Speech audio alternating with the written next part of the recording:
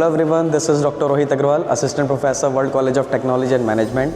So first of all, I welcome you all to the WCTM family. As we know, the demand of technology and robotics has been increasing day by day. Over the past 2 years, the technology has made its way in the education sector with educational robotics in one of its primary avenues. So keeping that thing in our mind, we have installed a robotic arm in a robotic lab. So I'll show you here.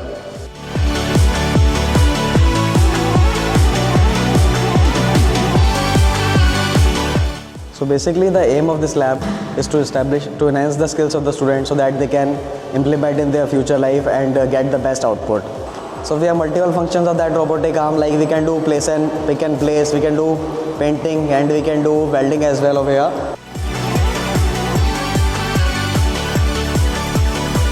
We can place the tool workpiece as well. So like he is showing the working this way.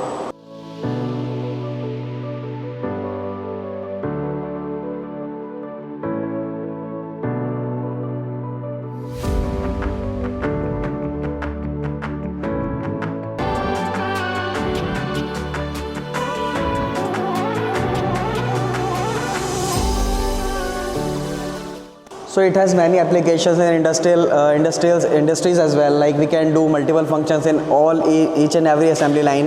We have to use that robotic arm. आपको कोई भी छोटी मोटी assemblies करनी है या कोई भी complex structure पे आपको work करना है. So we have to use that robotic arm. Like if we talk about any industry, like let us say we are taking an example of Maruti company. So उसमें जो आपकी assembly line होती है, so we are working on that robotic arm. ठीक है, आपको कोई भी चीज़ को पिक एंड प्लेस करना है, we have to do welding as well. जो पूरी असेंबली लाइन है हमारी कंप्लीटली हमारी रोबोट्स के ऊपर बेस्ड है.